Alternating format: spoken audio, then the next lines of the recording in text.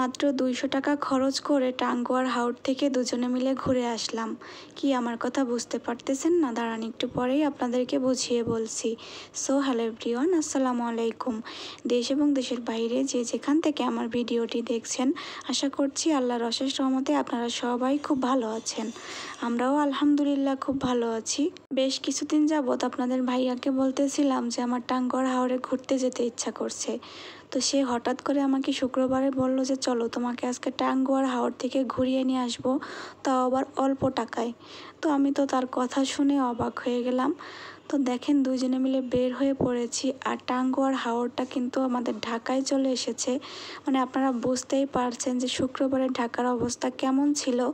রাস্তার পুরা রাস্তায় এরকম পানি, মানে একদম রিক্সার উপর দিয়ে যাচ্ছিলাম আর মনে হচ্ছিল যে টাঙ্গুয়ার হাওরের যে ফিলটা ওইটা নিতে পারছিলাম। পুরা রাস্তায় পানি, তার ভিতর দিয়ে পানির ভিতর দিয়ে রিক্সা করে যাচ্ছিলাম। তো আমার কাছে মনে হচ্ছিল যে আমরা বোটের মধ্যে দিয়ে যাচ্ছি পানির মধ্যে। তো বেশ ভালোই লাগতেছিল ঘুরতে। আর এদিকে কিন্তু আবার ঢেউও আসতেছিল মাঝে মধ্যে। একদম আমার কাছে মনে হচ্ছিল যে টাঙ্গুয়ার হাওরে চলে এসেছি। তো যাই হোক, আমরা দুজনে মিলে ওই দিন অনেক বেশি এনজয় করেছি। আর এই যে দেখেন, আমরা দুজনে একটু স্ন্যাপ নিয়ে নিচ্ছিলাম। এটা হচ্ছে আপনাদের ভাইয়া একটু পোজ দিচ্ছিল, আর তার মুখটা দেখে বুঝতে পারছেন আমরা কতটা বেশি এনজয় করতেছিলাম, কতটা বেশি খুশি ছিলাম। তো যাই হোক, বেশ ভালোই একটা ফিল নেওয়া গিয়েছে ওই দিন। তো আমার টাঙ্গুয়ার হাওরে যাওয়ার শখটা মিটে গিয়েছে। এই দিন এতটা পরিমাণে পানি হয়েছিল সব রাস্তায়, মানে ঢাকা শহরের যত রাস্তা আছে সব রাস্তা এরকম পানিতে ব্লক হয়ে আছে। তো আমরা তো পায়ে চালানো রিক্সায় যাচ্ছিলাম, এজন্য আমাদের ভালোই লাগতেছিল। মামা আস্তে আস্তে করে পানির ভিতর দিয়ে যাচ্ছিল। দাঁড়ান দাঁড়ান, সেদিনকের রিয়েল ভয়েসটা আপনাদেরকে একটু শোনাই, কেমন ছিল চারদিকের ভয়েসটা।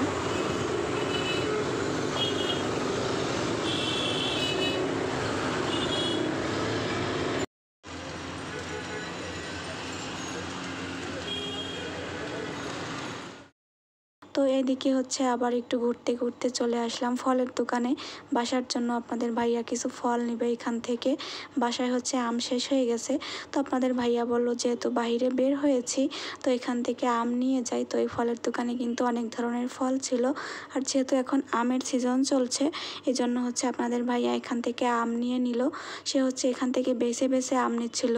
সে না, মানে ফল কিনতে কিনতে চিনে গিয়েছে যে কোন ফলটা ভালো হবে। তো যাই হোক, এখানে অনেক ধরনেরই আম ছিল।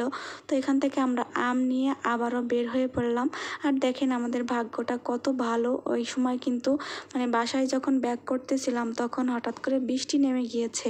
আর তখন হচ্ছে একটা অটো রিকশায় উঠে পড়েছি। মানে তখন আর পায়ে চালানো কোনো রিকশাই পাচ্ছিলাম না। পরে একটা অটো রিকশা নিতে হয়েছে। আর ওই টাইমটায় বৃষ্টি হচ্ছিল মুষলধারে।